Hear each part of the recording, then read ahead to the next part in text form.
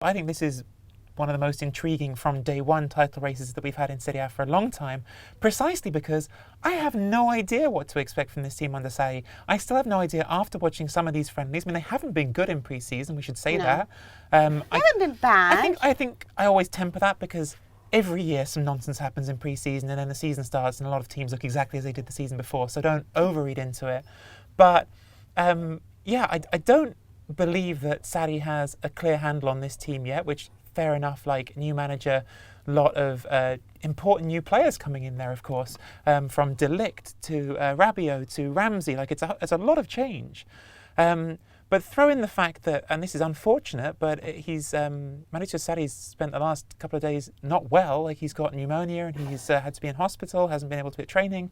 Like this is a really not confident place for Juventus to be starting the season, in my opinion. I'm just trying to work my way through the team. I mean, I love what you said. So with the attack, obviously, Ronaldo's on one flank. On the other one, I'm assuming it's Douglas Costa, unless he starts spitting on people again, or Bernardeschi.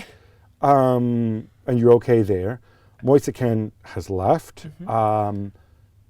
It's great because you have three guys who can play center forward. One of them, unfortunately, is Higuain, who I'm assuming Juve don't want there. Another one is Dybala, who presumably they don't want there if they can get another striker. The other one is Mandzukic, who they nearly tried to sell. They tried to sell to Manchester United in the supposed Lukaku deal. Dybala, who they also tried to sell to Manchester United. So everyone they tried to sell to United when they could. Mina, help me out. Okay. And they're linked to Icardi. What I hear the genius Paratici is and everything, the clear thinking. I'm not mentioning the fact that, of course, in Brazil they linked them to Neymar last night. But I don't even know what to think anymore. I would have laughed along with you guys because it's just as ridiculous. Only then somebody clips us, and after he signs for Juve, people go and laugh at us because we laughed at the Neymar possibility. So I'm keeping an open mind on this. I'm covering. I'm doing some CYA here. But what worries me is I'm not. From my understanding, I don't think the Neymar thing is too much of a fairy tale. All right, great. So I mean, this is actually, you know what? Nicky said it perfectly just before we started. And when we were talking about this, it was like it's a little bit like Marotta's gone and the kids have been left to play.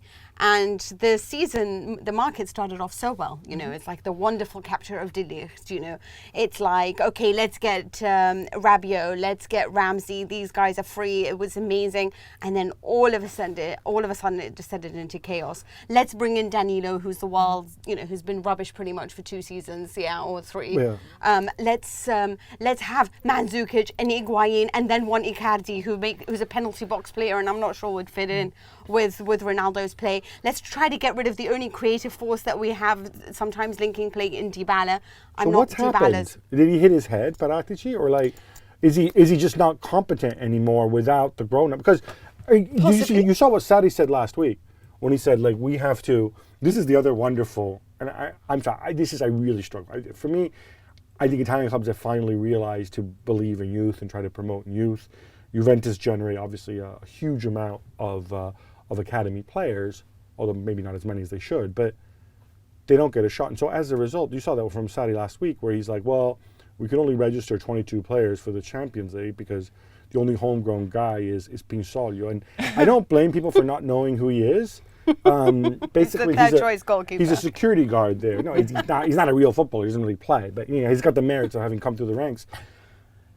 But now they're in a situation where they have to sell or do the thing that we all ridiculed Inter for last year when they didn't have João Mario in the Europa League list. This is bad. How are you going to sell these guys? This is why we've looked upon this as this is why I tell you, I think it's descended into chaos. I think they had high hopes of being able to get rid of Mandzukic. Yeah. I think that they thought that Higuain might be tempted by an offer, except he's standing his ground and thinking to himself, I don't want to go anywhere else. I had a terrible season last year. The last time I played good football. And both Mandzukic, Higuain, as we know, makes an absolute mint. He's the second highest paid player at Juventus. It's around 9 million euros a year net, which works out as close to 300 grand a year, if you like to think in gross pounds, actually more than that. But beyond that, Mandzukic, whose contract was winding down, they gave him a new deal. I know. Why? I mean... And then they say things, this is what gets me, they say things like, oh, we did it to preserve his value. What What value? about- The value is zero. Nobody can sign him. He makes too much Well, this money. is another thing. It's also like, I know that we're talking about the attack because it is an interesting thing, and because Dybala was supposed to be a financial sacrifice. That you don't necessarily want to lose Dybala, but it was thought that he could bring in so much money that it could cover having such an inflated wage bill. But you look at the midfield, and there's Emre Can, there's Blažimir Tuida, there's Sami Khedira, whose contract was renewed not that long ago. There's Ramsey and Rabiot and That he's not Bentancur. going anywhere as well, like, because everyone's assumed he's off, but it doesn't sound like he thinks he No. is. There's what, 10 players now in midfield? When you look at it, Bentancur, Pjanic, it's too many. And even you look at the Rugani needs to go as well. Yes, well, but they tried to shift him to Arsenal, and Arsenal, happily as an Arsenal fan, realised the last minute wasn't a good deal. I think it's genuinely fascinating, because I think that taken in isolation, particularly the De Ligt deal, I mean, that is, in my opinion, one of the most extraordinary deals that we've seen in Serie A in a long, long time. A teenage player, when they signed him, who has got a worldwide reputation, and you are beating the biggest clubs to him. That hasn't happened for an Italian team in a while. But everything else is just like chaos. I mean, great players coming in. If you look at Rabiot as well, I really like him. I've stuck up for Ramsey here before. But this is, it's ridiculous. Well, we should point out on the De Ligt deal, it's great, but everything is only as great as the numbers. Let's wait until Juve publish their accounts, and let's see how much Mina Raiola got for that. Because obviously, it's the same thing with the free transfers, whether it's Rabiot or Ramsey or Emre Can back in the day, or Khedira. Or even Pogba back then. Or even Pogba, yeah, when he came back. Good point, Mina. We have intermediaries who make so much money, and they steer players, right? Yes. So De Ligt was Mina's client.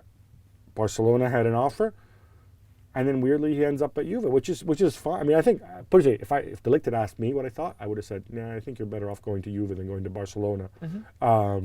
But how good the deal is depends on many Remains to be factors. seen. But I also think, I'm so sorry to interrupt you, but just as a quick thing, if it had been sort of Allegri in charge, you feel like he could make this dressing room happy. But Sarri especially is someone who likes to work with sort of a favourite 11 and get them to work on his tactics. So how is he going to manage the situation right now? And I guess the question that follows naturally off all of this, right? So I think everyone here has basically said, okay, some good stuff at Juventus, but it's a bit of a mess. Who is the team that can challenge them? Because I think everyone's talking about Inter, and we're going to talk about Inter because there's a lot to say. But I think that this is, if it plays to anyone right now, it plays to Napoli.